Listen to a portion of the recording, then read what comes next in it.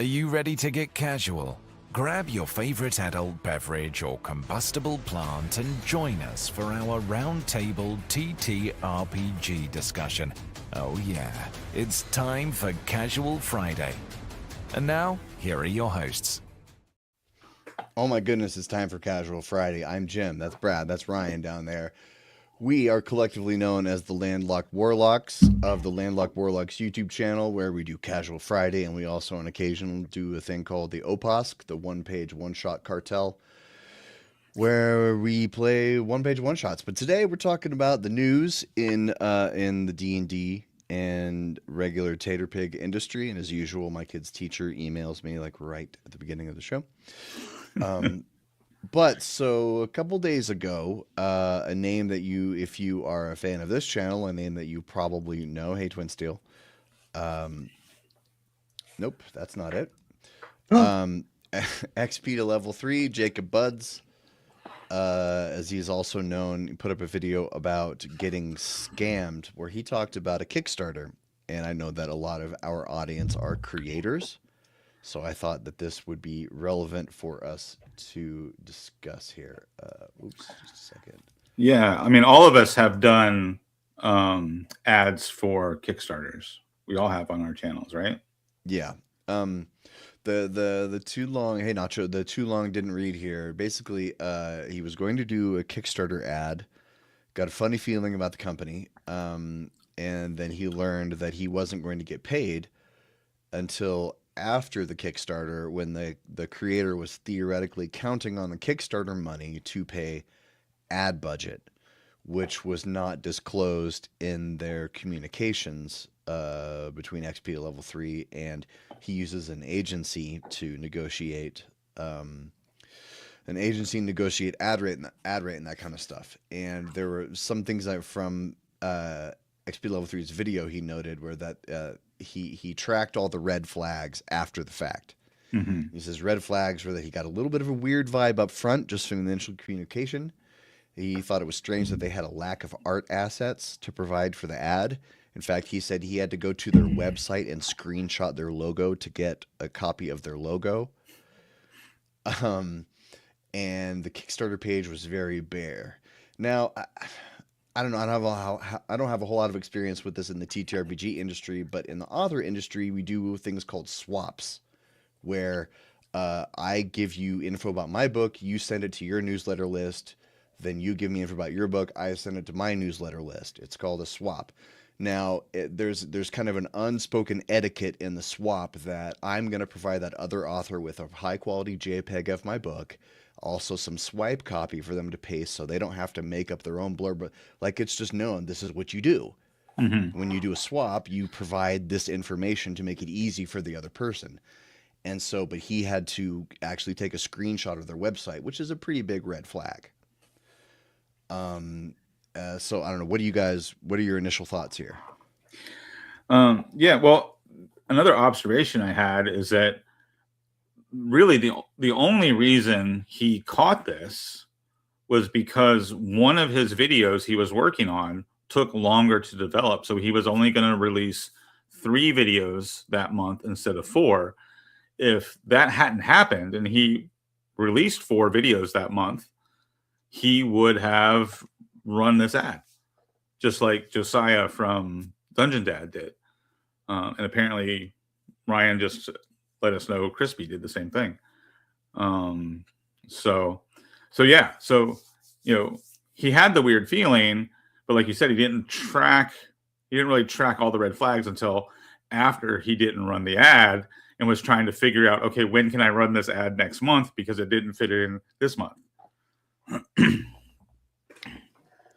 And he shot the thing, right? Like the title's I almost got scammed, but like he did get scammed. The guy didn't get the advertising out, right? Like he didn't benefit from it, but like Jacob did the work.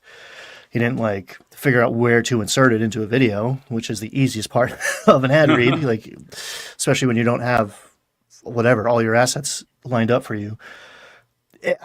It's tough. I mean, I am a much smaller level creator here, but like I've been looking at opportunities slash requests that come to me, and it's like, I don't know if I want to like support this. And like your first instinct is to help the little guy. At least my first instinct is often to be like, cool, yeah, same team, same boat. The more success, the better.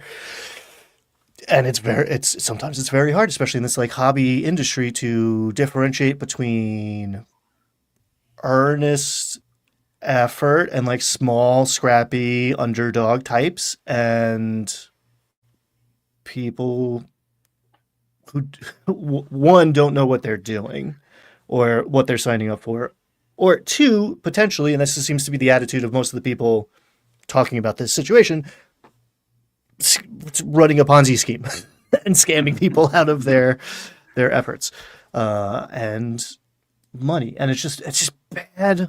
It's bad all around because, you know, we are not running a commercial in the middle. Like you see a commercial in the middle of this from YouTube. That's one thing. Another thing is one of us like reading out and representing something as being worth backing or buying. So you are throwing your lot in with these people sometimes, and they're paying you for reputation. Mm-hmm. So it is,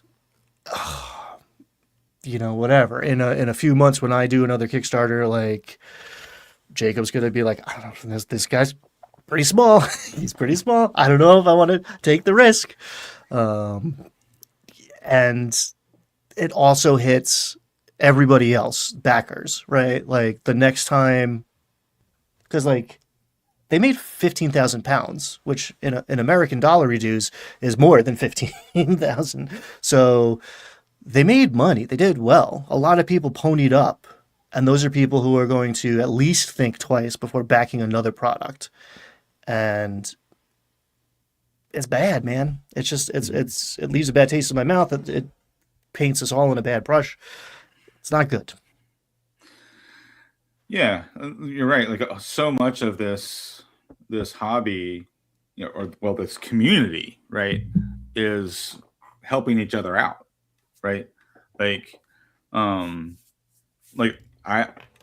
did an ad for your Kickstarter, Ryan. Back in the day, that's how we met, I believe, if I remember right. Yeah.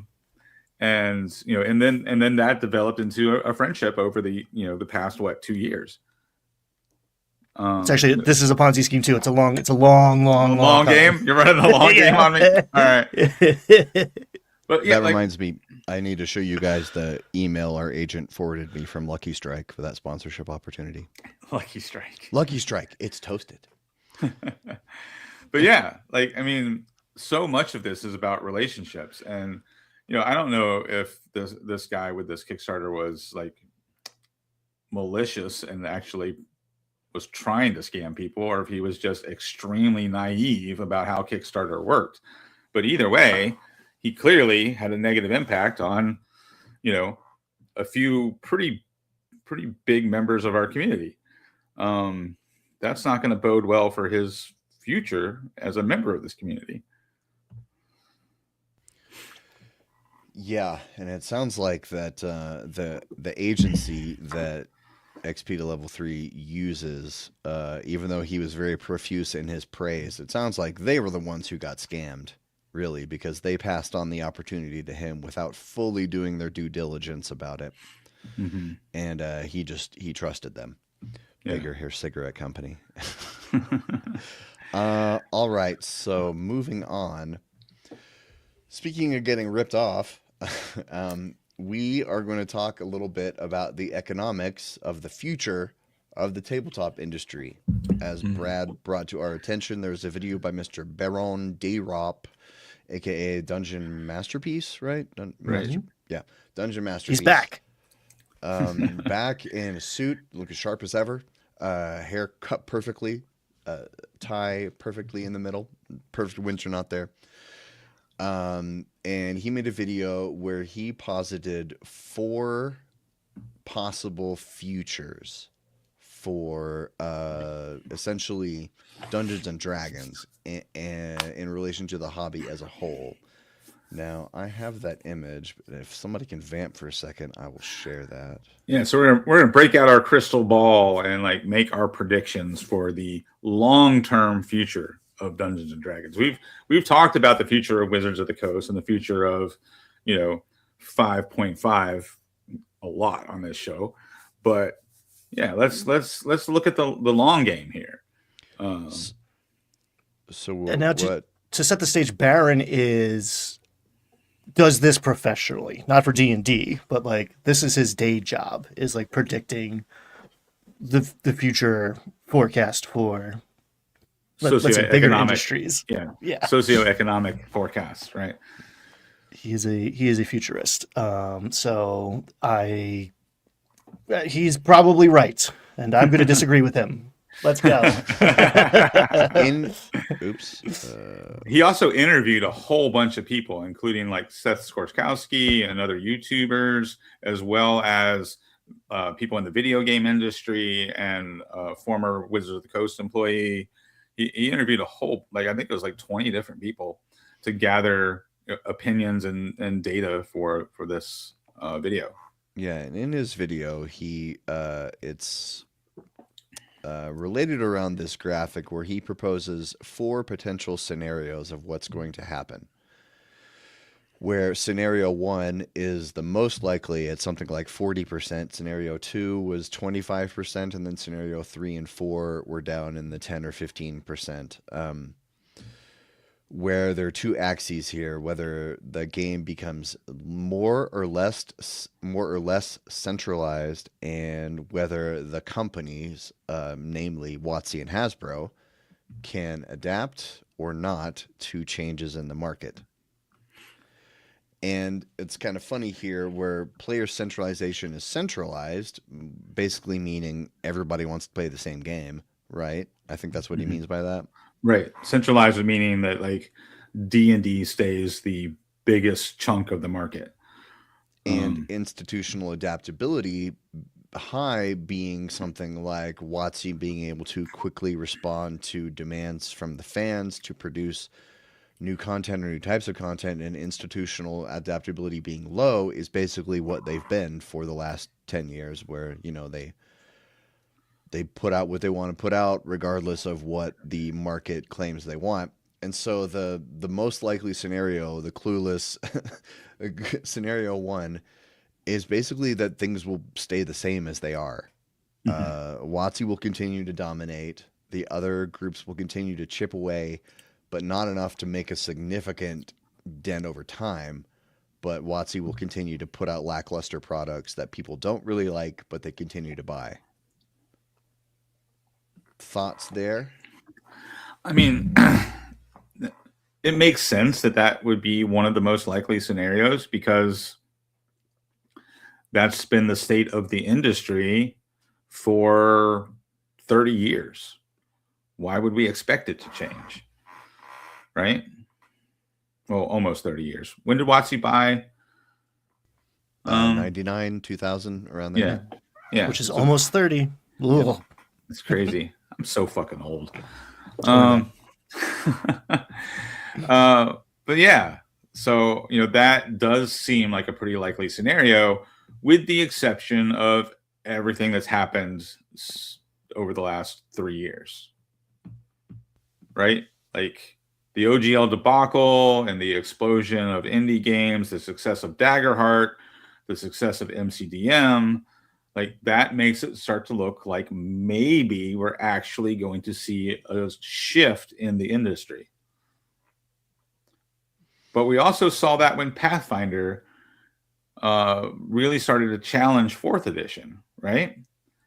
So is basically what the OGL debacle is, that, just another close call, kind of like Pathfinder almost beating out 4th edition.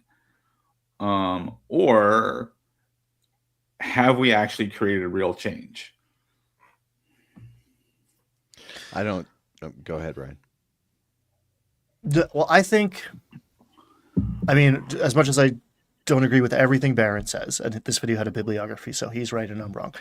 I do think scenario 1 is the most likely, but we are starting from further down and to the left, and I think we're moving closer to where the axes meet over the course of the next decade. I think we're still in that quadrant of a clueless hegemon running D&D, but I do think we have bottomed out. I do think we bottomed out with the OGL and all of that, and like the momentum took a while to play out, and I think we're kind of here at the bottom.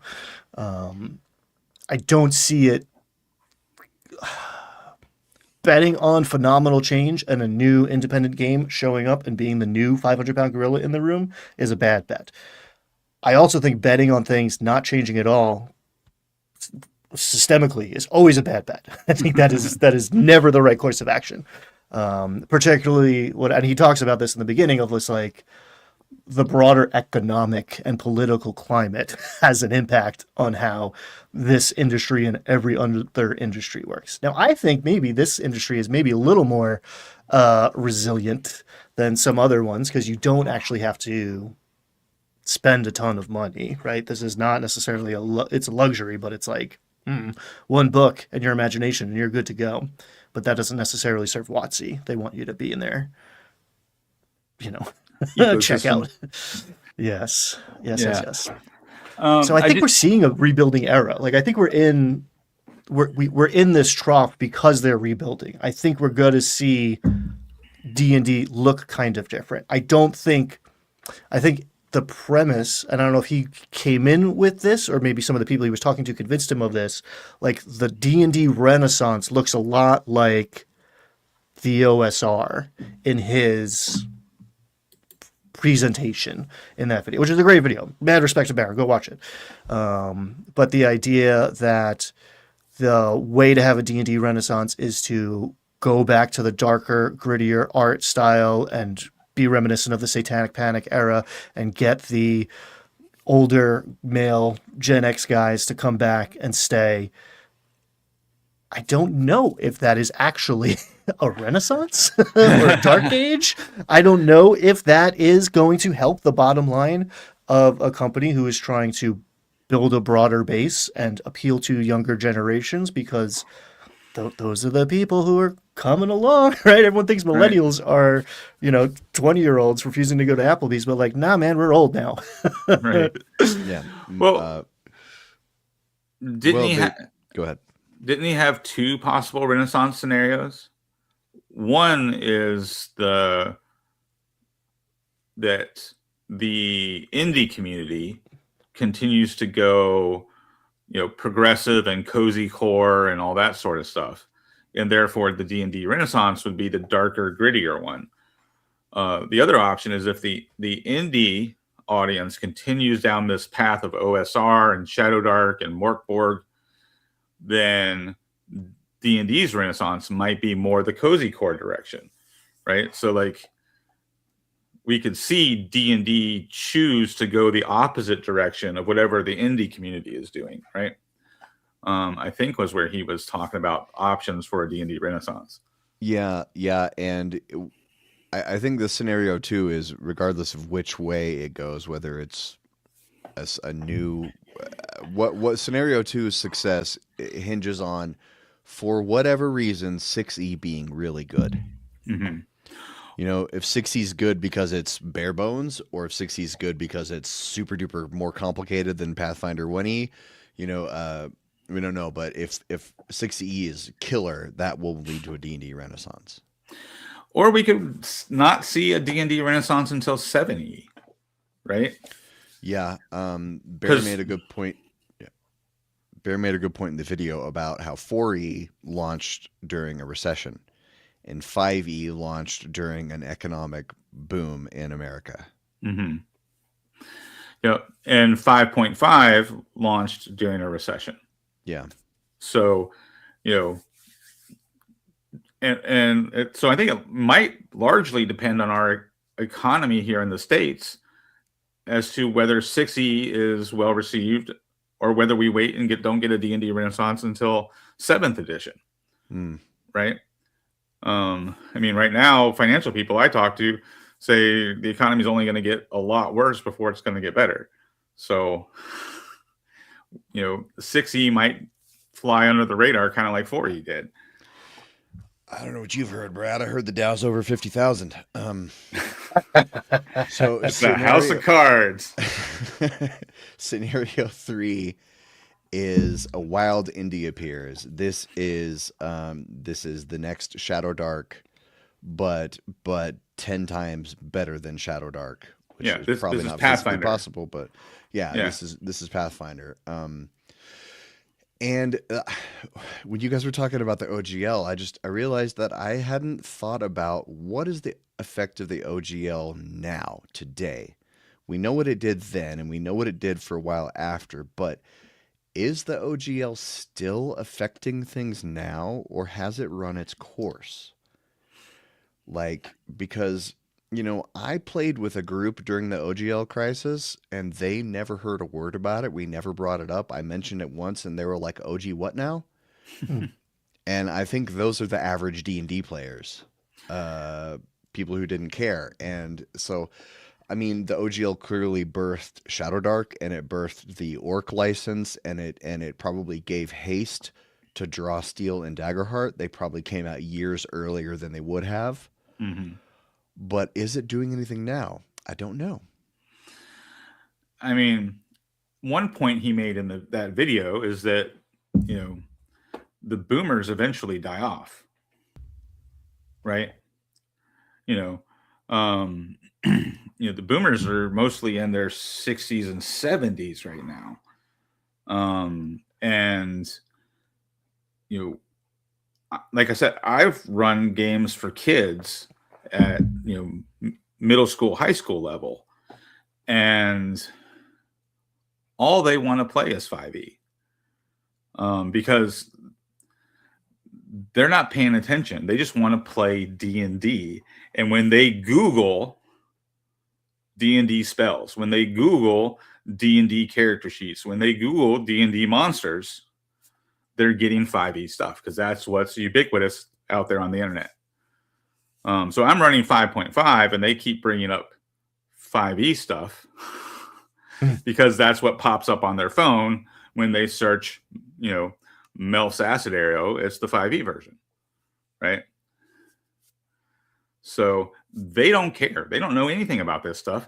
They just want to play D&D because the brand recognition is significant enough that that's the game they all know role-playing game as, right? Indeed. Then the final scenario was the one I'd kind of checked out of the video by that point, to be honest. But the final scenario I kind of understand is that it all falls apart. Like Hasbro gets broken up or something. Basically that everything, just the hobby goes to crap. Well, and then somebody comes in and buys it out. That's the cash in part. The cash in is somebody like Elon Musk threatened to a while back, comes in, buys the brand, and then completely relaunches it in a way that's going to make money. So, the idea being somebody with a lot of investment capital buys Dungeons and Dragons, and then turns it into some fast-paced app-based game that they can make a whole bunch of money on. Yep. And I think if that was possible, WotC would have already done it, right? Because WotC's looking for a way to make money off of this, and they've had a tremendous amount of financial success with Magic the Gathering online. So, well, I think they've tried. I think they've been trying to do that for 15 years, and the fans just keep saying no. Right. And what happens is, if Hasbro, if D&D gets sold off and then bought by some, like, God forbid, a private equity firm would be the worst case scenario, because what they do is they're just going to look at it and go, okay, what's profitable? Let's squeeze that, get rid of everything else, and then they're going to say, all right, we're going to have to turn this into a digital subscription company. The fans don't like it, tough. We'll get new fans. The fans say they won't like it, but they're going to pay for it anyway. And then that's what they do, because they don't care. They have no to them, it's a cell in a spreadsheet. It's not actually a hobby that people love. And any final thoughts here on Dungeon Masterpiece's video on the economics of D&D's future? I mean, I think there's a scenario where two things can be true at once. Mm. And I think if we look at like 2014 to 2020, right, we saw both a D&D renaissance with the launch of 5e and a pretty wild independent competitor with the success of Pathfinder 2nd Edition, right? So I think we could see where like a combo scenario where we get, the D&D Renaissance and the Wild Indie, and then those two are competing just like 5th Edition and Pathfinder 2 did. So we could see, D&D 6th Edition and Daggerheart 2nd Edition going head to head for the top of the industry. I think that might be a most likely scenario. Yeah, the best way to ensure that 6e will be good is for Shadowdark to sell 5 million copies. Right. That's the thing. That would scare WotC. If Daggerheart sells 5 million, 10 million copies, that'll scare the crap out of WotC, and they'll take it seriously and make 6e good. Right. Yeah. So I think that's what has to happen. And that's what happened with 4th Edition Pathfinder. Like WotC said, all right, we have real competition. And we tried to be super innovative with 4th Edition, and we failed. So we've got to take 5th Edition seriously. And 5th Edition turned out to be really good for its time.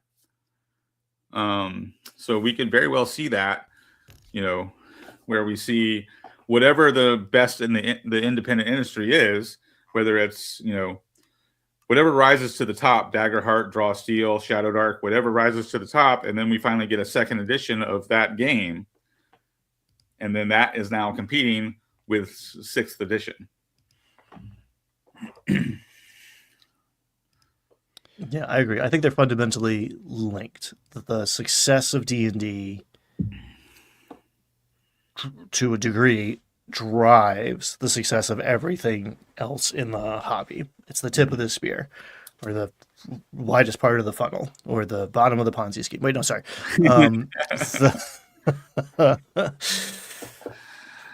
I mean, I play with, because like all of this economic stuff can either be super boring and you tune out, or super scary because you feel like you have no control over it.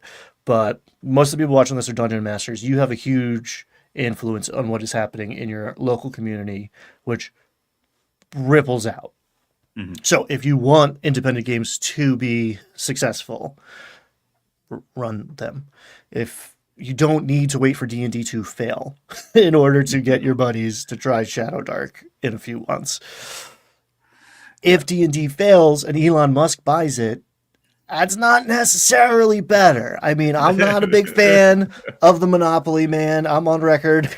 But so better the devil you know in a lot of cases. There's people in that room trying to make the best version of the game. I think there's a lot of people outside of that room who are seeing a rebuilding era as the death of D&D because they are rooting for it, perhaps justifiably. But like, as far as I'm concerned, 5.5 just started, and it's off to a rocky start because the people who are making it all left. So I don't know what this edition of, like, whatever we're in right now is just about to start. The adventures and supplements that come out over the course of the next few years is going to say a lot about the future of D&D. And I root for D&D, even though I want to run other things, because I play twice a week with all guys around my age. There's probably like a 2-decade bracket there, but I'm not running the game for kids. I'm running for people who've been playing for a long time. And I went to all 10, 11 of these people and I was like, hey, I'm going to run some Shadowdark. And they all said, what's that? Straight up. And if they weren't playing D&D, they wouldn't play Shadowdark. But because they've played D&D, they're going to play Shadowdark now because I'm going to force those guys. I hope you're watching. But that's what it is here. D&D is kind of the center of this solar system of TTRPGs, and you might not love it, but if the sun goes out, then things get weird and orbits change, and I don't think we all die, but I don't know. Maybe. There's some really good comments in chat that I wanted to call out. Amrosa 10 points out that Justice Armand, James Hake, Sean Merwin are all having a big influence on the direction of Dungeons and Dragons moving forward, and those are all names that I trust. I think that's a good group of guys that can really shape D&D into something that could, create a renaissance. And then the impact of the OGL is the fact that the SRD ended up in the Creative Commons. And then Mr. Welch points out that, if that's the case, that most of the content that's going out there is being built off of the SRD and the Creative Commons, right? Then the industry continues to look more like Dungeons and Dragons and Shadow Dark, Morkborg, those categories, right? The OSR, because it's a D20 system, we're using the Creative Commons SRD versus the innovative Daggerhearts, MCDMs, and that sort of stuff. And so, and to that end, when we're talking about things that are based on 5e and the SRD, we should be mentioning Nimble as one of the indie contenders and all this, as Twin still keeps pointing out. Indeed. So, but yeah, so some great insights from you guys in the comments. Thanks. Yes, we love you, chat. Thanks for hanging out. So moving on, I guess it's time for me to finally abandon that long gestating Austin Powers TTRPG I've been working on, because there's a new supplement for Blades in the Dark called Blade 68. Shagadelic, baby. Shagadelic. So this is not from John Harper himself. This is there's a Kickstarter, 27 days left, and it's already at 268,613 at 30K. This guy's rich. Just kidding, as we've already established. Okay, so this is 100 years fast forwarded from the Blades in the Dark Duskfall setting. Now they are entering the blue time, the age of electroplasmic fusion. There's some really cool stuff in here. It's from Tim Dene, who made Deathmatch Island, which I'm not familiar with. 450-page matte hardcover, 6x9. That's a pretty hefty book. Subversive spy games, daring heists, and paranormal mind benders. Where's the stuff I was looking for? Okay. So you get new classes or new playbooks like radical swingers, intellectuals, and paranormalists. New crews like militants, racers, or the utopians. This book is in color, which the original Blades in the Dark was not. Mm-hmm. Very different tone. In the swinging 60s, there's a plasmovision in every home, an autopod in every driveway, and a blue array overhead keeps the supernatural horrors of the Deathlands at bay. Mostly. This looks really cool. I'm definitely going to buy this, read it, and love it, and probably never ever run it. Well, that's you, Jim. That's my bag. But I mean, when you tell me your touchstones are James Bond, Ocean's 11, and A Clockwork Orange, yeah, I'm in. Yeah. I mean, have you guys been watching the new Fallout season? I mean, I love all that like retrofuturism stuff, right? Like this like sci-fi flavored version of the 60s with a big old dose of James Bond and, built on a heist mechanic system like Blades in the Dark. I mean, what's not to love about this? Like, this is really cool. Yeah. My biggest barrier is finding someone to run it for me, because I have a big aversion toward learning new systems. And Blades is complex. It is not a rules light system. Yeah. Blades, whatever. It's a different video, but they do a lot of cool stuff. And John Harper's got his fingers on this. So, and it's Evil Hat. We opened the conversation with not all Kickstarters are trustworthy. I'm pretty confident this one's going to work. You're going to end up with a book at the end of this guy.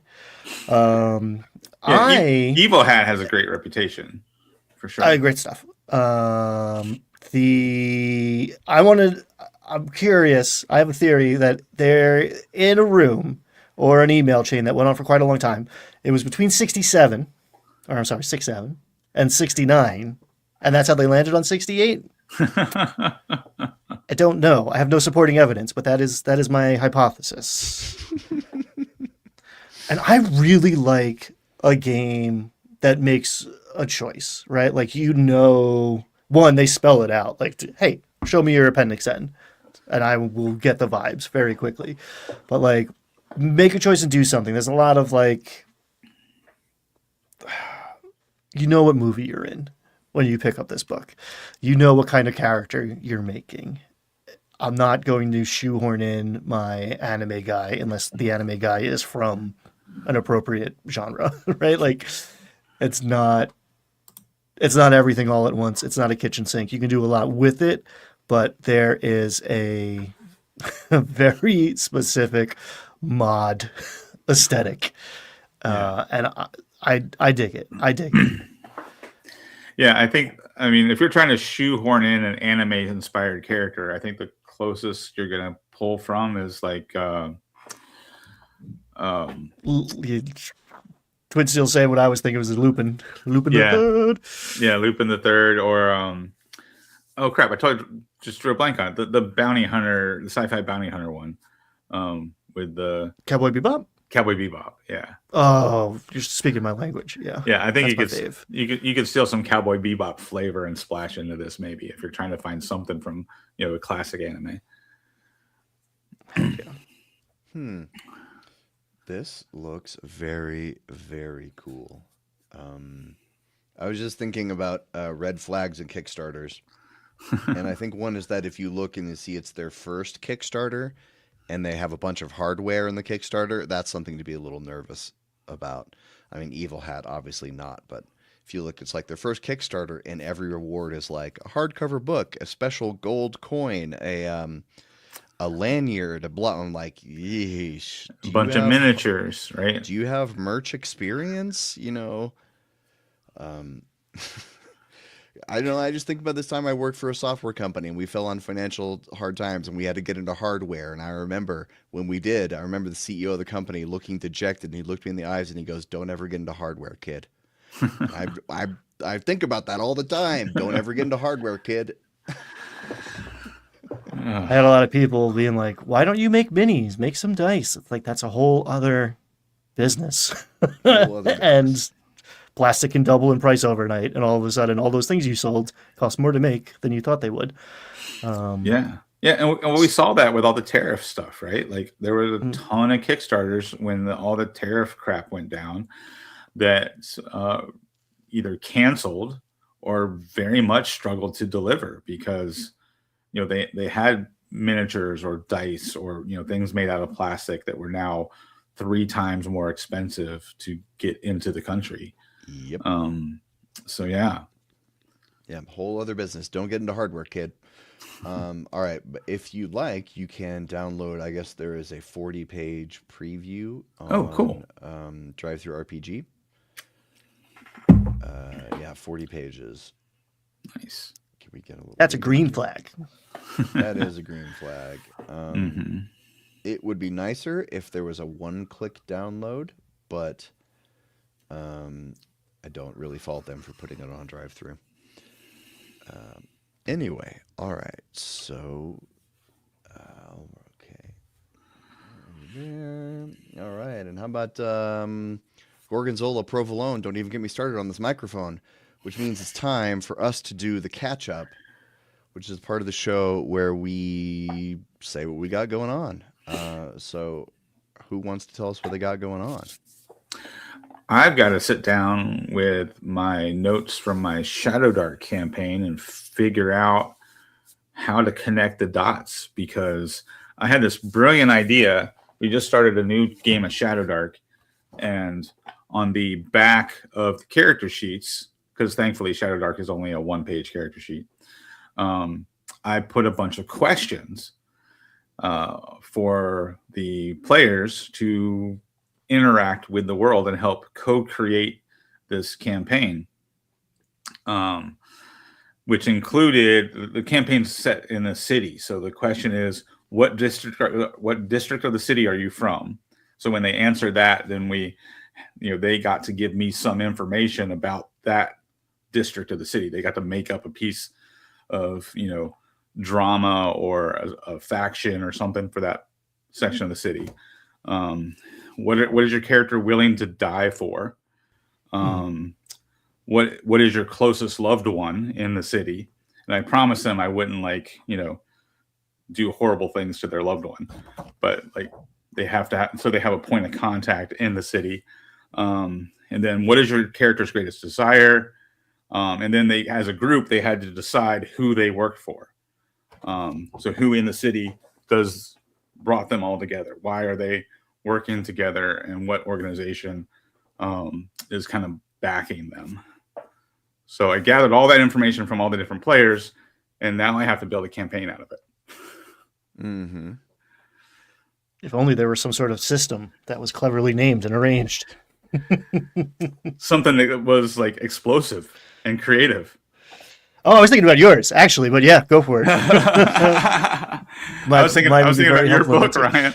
I was thinking about more feuding factions. Man, so what am I up to? I took off from my Strahd campaign this week, which is good because I've been really calculating what Strahd's doing now. He's very much on the table. Nice. Last week, friend of the show's Pittsburgh Pat ran us through something that he was working on, and it was set in Waterdeep because it was convenient, big fantasy city to have a Battle of the Band sort of situation. We ended up going to talk to Xanathar because when in Waterdeep, why not? So this past week, he ran us through an Adventure League module that was concurrent in the season or whatever with Dungeon of the Mad Mage. That era, which maybe they should get back to doing that, guys, or maybe the the beauty of a one shot. So we played very smart. We successfully infiltrated Xanathar's ship, the Wrath, I forget what it's called. We got the MacGuffin. We're ready to leave, but there's a secondary side quest sort of situation that we're probably going to die to Xanathar if we pursue. So essentially we're all right, if we fight this guy, it's going to take 3 hours. So we're going to do that next week. We're going to save here. We're all going to acknowledge that we could leave right now and be successful. And we're going to make the fun choice and drive it like we stole it. And we're all going to die. And it's going to be amazing. And we're going to remember it forever. Because that's the way that I want to play D&D. And I'm lucky enough to have found people who are on board for that. They're in it for the story, not to win a game.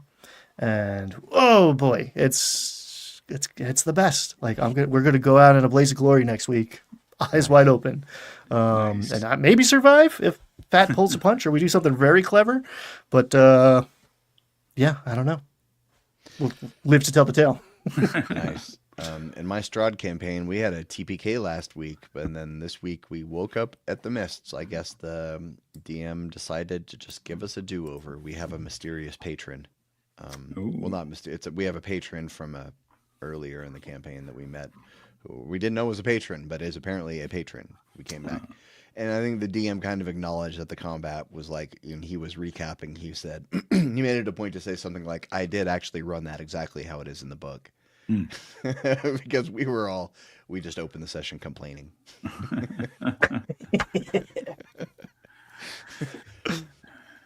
Anyway, we should move on. I do have a video coming out on Sunday. I clipped out our Game of Thrones discussion, and I put some graphics and music and stuff on it. So I'm going to put that out on Sunday. Cool. So moving on to the second half of the show, or probably the last quarter of the show. So Brad hipped us to information about the dungeon crawler Descent is getting a video game. I know nothing about the dungeon crawler Descent. I first thought I know there was a video game in the 90s called Descent. Mm-hmm. Say it right. What? Vidya. Vidya. Oh, right. I was Vidya. like, did I say Descent funny? I'm like decent. You want me to say it like my grandpappy would? Decent. The Vidya games. So I'm not gonna press play here because companies get mad when we try to promote them. Yeah, we don't want copyright issues for playing somebody's ad. God forbid we give you free advertising. Yeah, well, so Descent is a dungeon crawling board game that I have actually never played, but I'm very familiar with. I'll tell you why in a minute.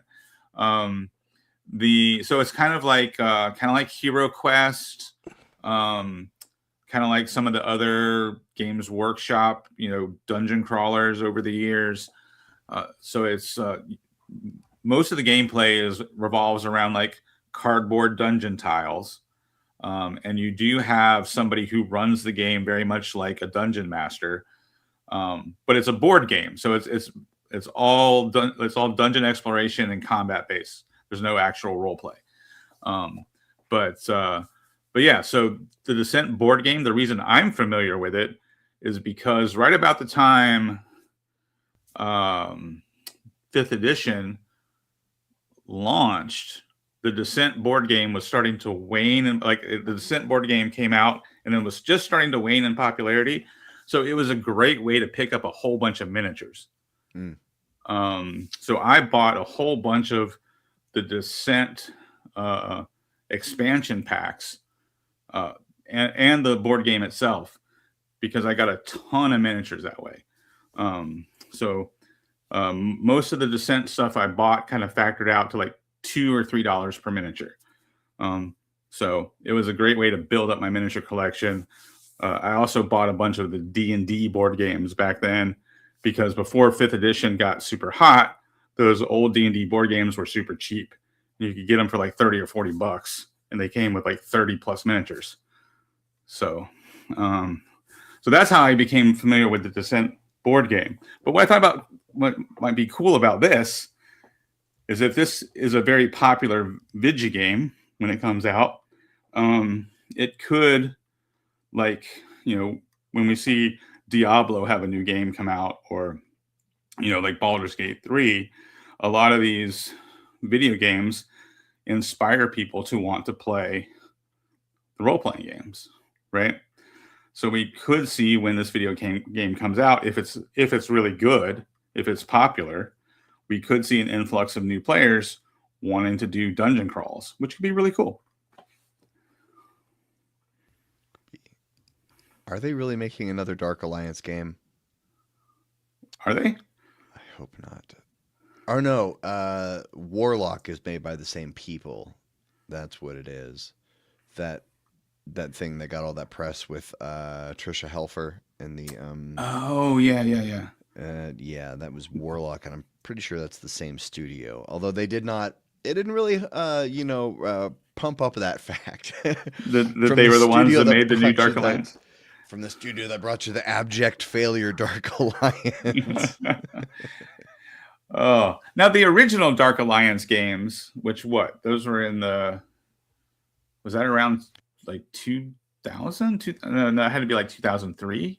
Never played them. They were actually really good.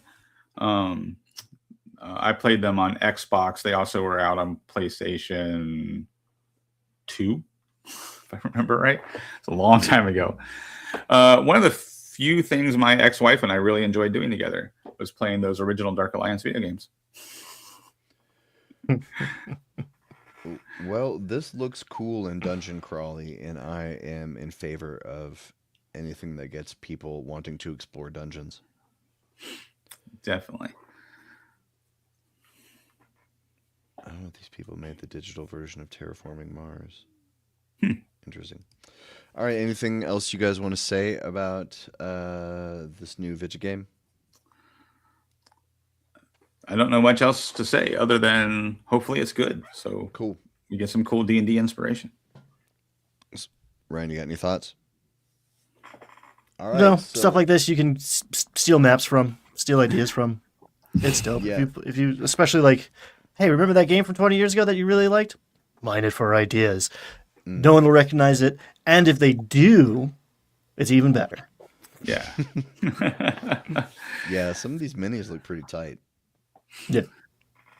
Yeah, that's the new version of the board game. Since I cannibalized a whole bunch of their stuff for D&D, they've come out with a new edition. So those images are from the new edition of Descent, which has been out for a while. So you might be able to pick it up fairly reasonably if you're looking to collect a whole bunch of new miniatures. But this one, I did read this one. This one doesn't use a Dungeon Master. It uses an app. Oh, So that's right. Yeah. Make sure the app is up to date before you spend any money. You download the app first and make sure that it works with iOS 26 or whatever Android version is out there now. That's a good point. But you might not even play the video game, or you might not even play the board game. That's like I never Right. played the board game Descent. I just bought all their stuff to use for D&D. Well, there you go. All right. So to round out the show, we have a little bit of tea that was recently spilled that I found pretty interesting because this was a drama that I had been following. That was the Obelisk plotline. I'm excited for this because I intentionally have not read this article, so I don't know the tea. So Oh, goodness. you guys are going to get a live react. So basically, here's what happened. So starting in early 5th edition, starting in Rime of the Frost Maiden, I believe was the first one, obelisks started showing up in 5th edition adventures. It would just be a little weird thing that would be in a paragraph on the side of the road in some travel segment or something like that, or be an obelisk in a town in an adventure and nobody would know what it was there for. They were just like, oh, that's just a weird glowing obelisk in the middle of the town. We don't know what it does. Mm-hmm. And it was sort of it got mentioned enough that people were like, what's going on with this? And they said, we're building towards something. Mm-hmm. And so apparently now the reason I got dropped is pretty obvious. Chris Perkins, his responsibility shifted away from design over to more businessy kind of stuff. So this was his baby, it was his idea, and his initial idea, where does he say it exactly? He said, it was all, the plan in my mind was that we would culminate the story by going back in time to fight the Netherese Empire. It was always on our radar to bring Netheril back in some way. This was the way I'd envisioned it happening because you could really only fight Netheril again to travel back in time. I was excited about the idea of time travel because it would feel very different from the other campaigns we had done up to that point. And I Yeah. thought, given time and attention, we could do some really fun things with Netheril and explore a style of magic that felt different from contemporary magic. Expedition to the Barrier Peaks would be the sort of vibe I'd like to go for, where the magic is so weird it almost feels technological. Because if I'm right, it's been since like 2nd edition that they actually did a Netheril or Netherese book, right? In modern Forgotten Realms, Netheril is all ancient and rumor, right? Right. And I think even in 2nd edition, the if I remember right, the Netherese adventure, maybe Mr. Welch is still in the chat and can chime in on this. I want to say the 2nd edition adventure that focused on the Netherese Empire was because the Netherese had these giant floating cities, and they were like powerfully, like super powerful magic. Like they had 10th level spells. That was like the way to signify that the Netherese were so much more advanced than the current society of whatever version of D&D you're playing, is that they had 10th level spells. And that's what kept these floating cities aloft with some special 10th level spell. But I think the 2nd edition adventure, you find one of these floating cities that has crash landed. And so it's a dungeon that you go into, but you're actually crawling through this, fallen city. And yeah, there's like these weird, like alien-like creatures that are left over from the Netherese imperial reign. if I remember correctly. That was the, I never played it, but I remember perusing it at a game store, deciding not to buy it. Empire of Magic was a box set that came with a few different books. Well, interesting. Somewhere, go ahead. Somewhere, a critical role fan's head just exploded. Floating cities. They stole that from Matt Mercer. They stole that from Matt with Mercer. a time machine. But yeah. So the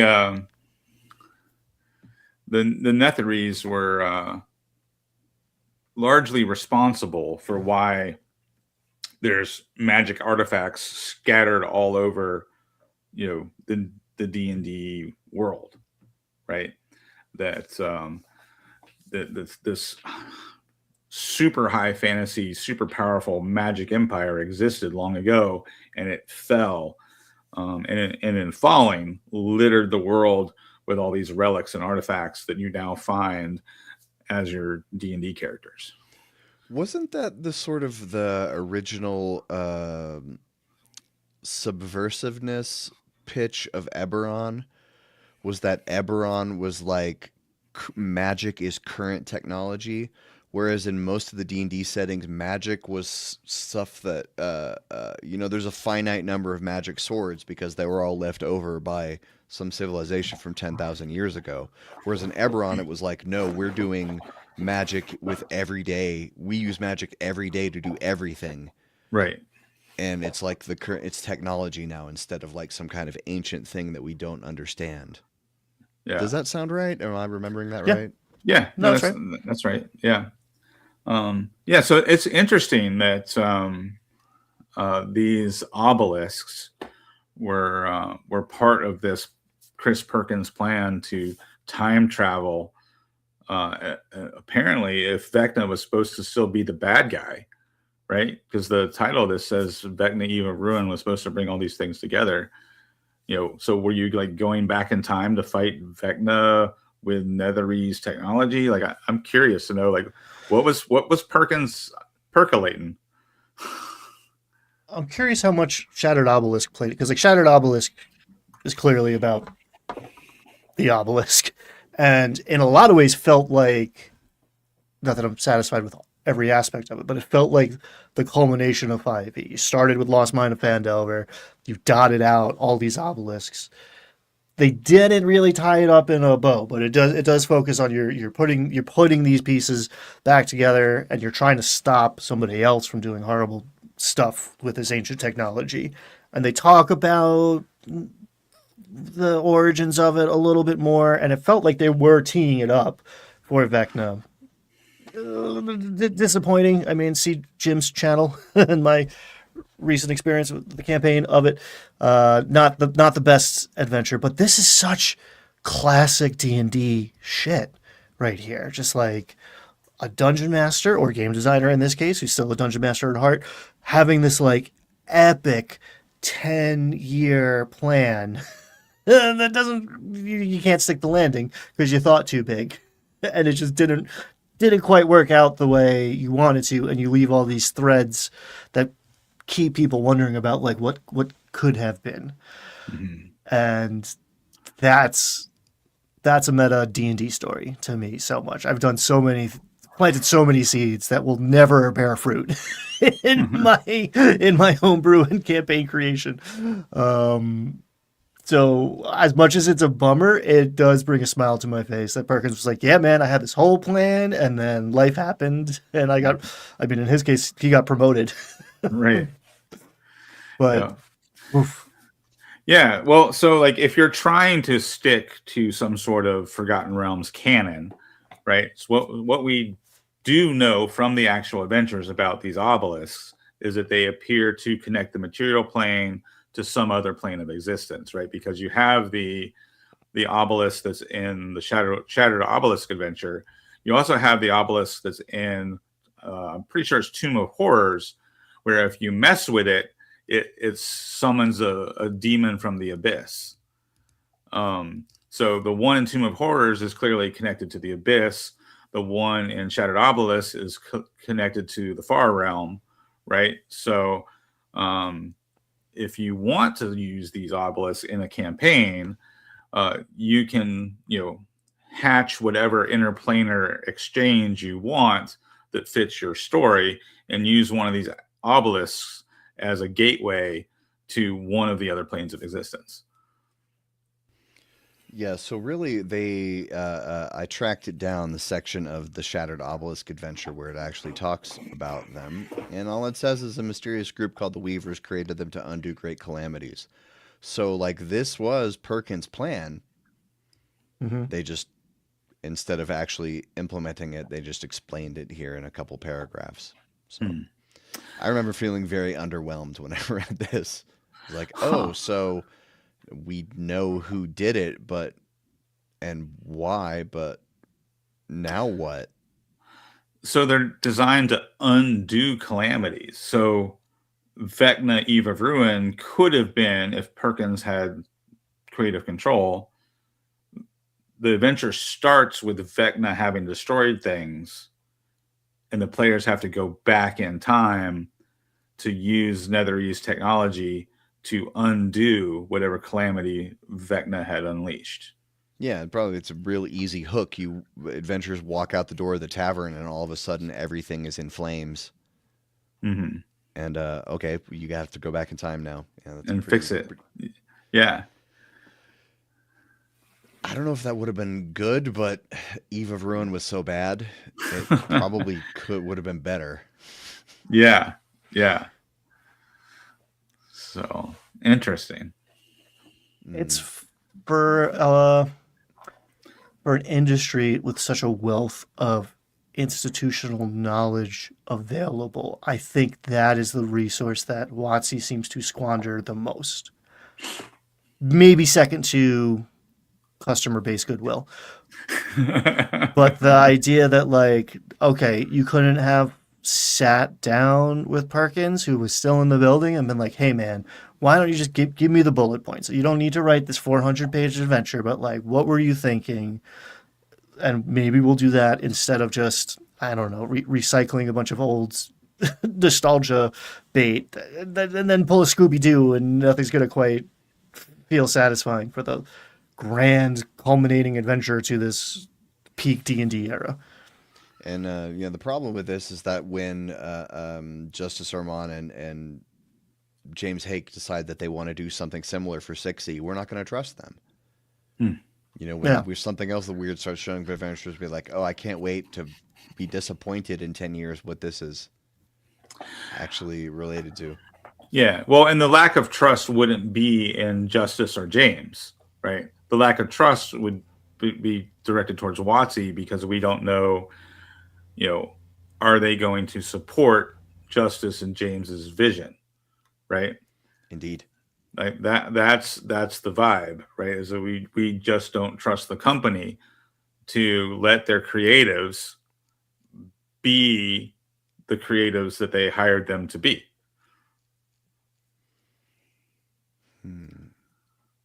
Remember the Frostbane had a time travel component? I don't remember that part. It's been a long time since I read that adventure. I think there was one in Storm King's Thunder. I think... Yeah, there's a list here. Yeah. Okay. Annihilation, SKT, there you go. The Mad Mage, Out of the Abyss. That's it. I played in Rime of the Frostmaiden, but that campaign got cut short because of the pandemic. So I never got to a cool time travel component. It was one of the few times I got to play, though. Lame. Any final thoughts on the obelisks?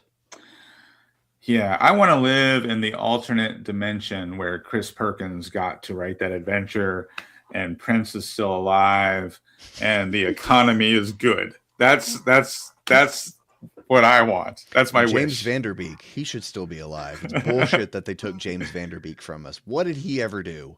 Nothing but bring people joy. Rest in peace, Dawson. This is what it sounds like when doves cry. If you haven't seen Don't Trust the Bee in Apartment 23, James Vanderbeek is very good in that show. That's a It's an excellent short-lived comedy series. Okay, so I think we're about out of time here, so we're gonna wrap things up. And any closing thoughts, gentlemen? Oh, play more role-playing games. I have to say that had a lot going on and haven't played enough RPGs in the last 3 months, and it has not been good for my soul. My soul needs more RPGs. I hear you. It's good for you. Take your vitamins. Yeah, nothing is guaranteed. Take your 10-year plan and get cracking, because we don't know what's going on 10 years from now, if there will be a D&D 7th edition or a whole lot of other things are up in the air. So yeah, be ambitious, but get shit done. Make hay while the sun shines. Nothing is promised. And from all of us here at the Landlocked Warlocks, tomorrow is Valentine's Day, so from all of us, we sincerely hope that you get laid this weekend. From us to you, we hope you get laid, and tell someone you love them. All right, everyone, thanks for watching. Be safe, and we'll see you soon.